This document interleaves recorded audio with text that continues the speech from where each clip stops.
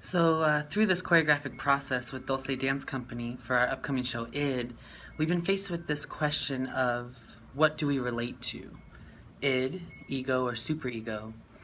Through this process, I have really found myself to relate to the idea of superego. Being raised in a household that was, one, very religious, and two, very, how do you put it? I guess you could say disciplined.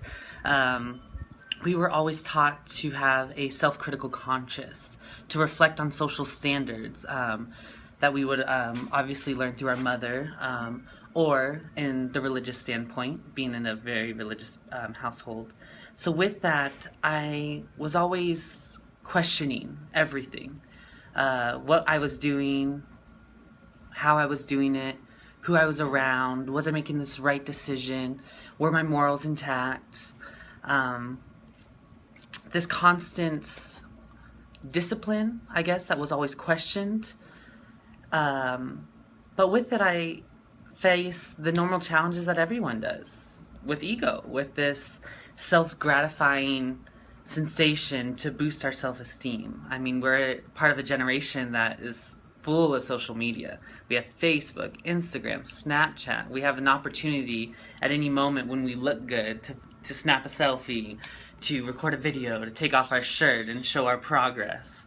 We're also in a world of dance, which is very hard. It's very, very hard. It's very competitive. It's very self-critical. You're always comparing yourself to someone or something.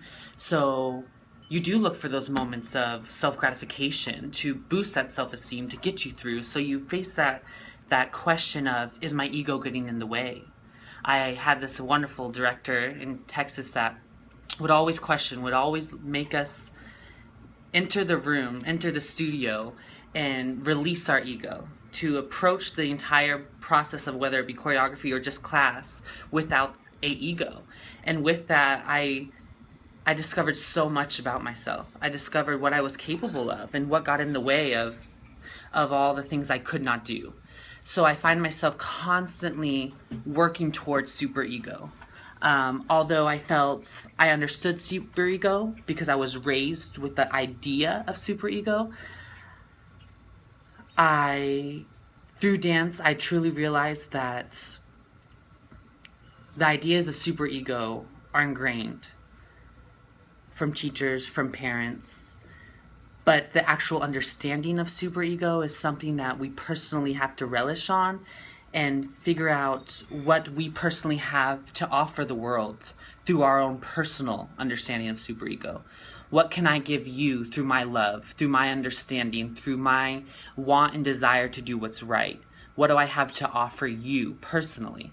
And I felt through this journey with Dulce Dance Company that it's this balance of understanding that I have an id, I have an ego, and without those two things, I wouldn't have an understanding of a superego. So I acknowledge them and I try my best to learn from them. And ultimately, my goal is to, as I think anyone's goal is to live a very prosperous, joyful, happy life. And for me, it would ultimately be, I would love to be the definition of superego in the utmost manner, to be right, to be beautiful, to be pure at all times. But I acknowledge I'm human, and we were built in an imperfect body, and therefore imperfection comes. And through it, I think the beauty is that we have this thing such as superego that reminds us how great we are and how great we can be. And I really strive to be that greatness.